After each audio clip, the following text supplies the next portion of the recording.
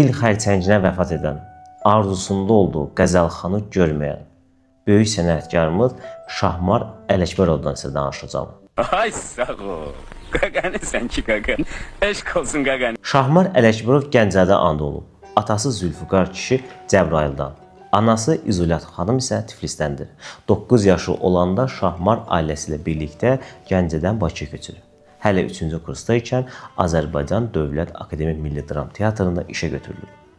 Bundan sonra məşhur sənətkar Adil İskəndərov onu kinostudiyanın nəzdində özünün yaratdığı kino aktyorluq studiyasına dəvət edib.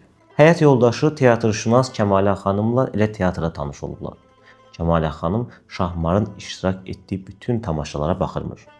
Şahmar Kəmalə xanıma elçi göndərəndə valideynləri qızlarının aktyorla ailə həyatı qurmasına razı olmurlar. 4 ildən sonra o yenidən elçi göndərir. Kəmalə xanımın nənəsi əslən Şuşalı idi. O elçi göndərən oğlanın da Qarabağlı olduğunu biləndə nəvəsinin həsini verir.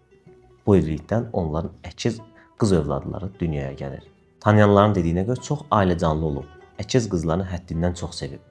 Onların hər ikisinin toyunu bir gündə edib. Şahmar Ələkbərov yaşının ən gözəl, yaradıcılığının ən məhsuldar vaxtlarında xəstələnir. Düz 7 il bu əzab-əziyyət davam edir. Hər şey Firəngiz filminin çəkilişlərindən başlayır.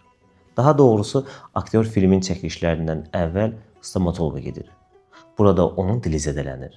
Filmin çəkilişlərində soyuqladığı üçün dilindəki əzi xoraya çevrilir. Şahmar mürəkkəb müalicə terapiyaları, xəstəliyin fəsadlarının mətinliklə dözür. Xəstəliyin ağır günlərində ən yaxın dostlarını belə onunla görüşməsinə, onu xəstə vəziyyətdə görməsinə razılıq verməyib.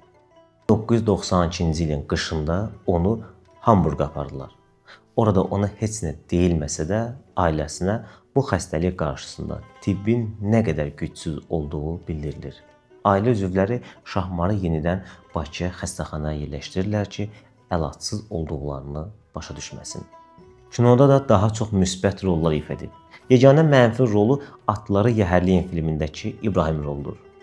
Amma kinoda da aktyor kimi tam istifadə olunmadı. Məsələn, Ad Günü filmində baş rola dəvət olunmuşdu. Sınaq çəkilişlərində də iştirak etmişdi. Amma nədənsə Əli obrazını gürcü aktyora qismət oldu. Çoxdan qəlbində gəzdirdiyi bir arzusunu reallaşdırmaq istəyirdi.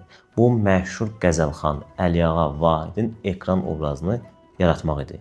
Günlərin birində Şahmar Ələkbərov öz ssenarisi əsasında Qəzəlxanı çəkməyə başladı. 1990-cı ildə. O xəstə vəziyyətdə işləyir. Baş rola gənc aktyor Loğman Kərimovu dəvət etdi. Çəkilişlər dayanmadan gedirdi. Hər şey öz qaydasında idi. Film qurtaranda məlum oldu ki, material çoxdur.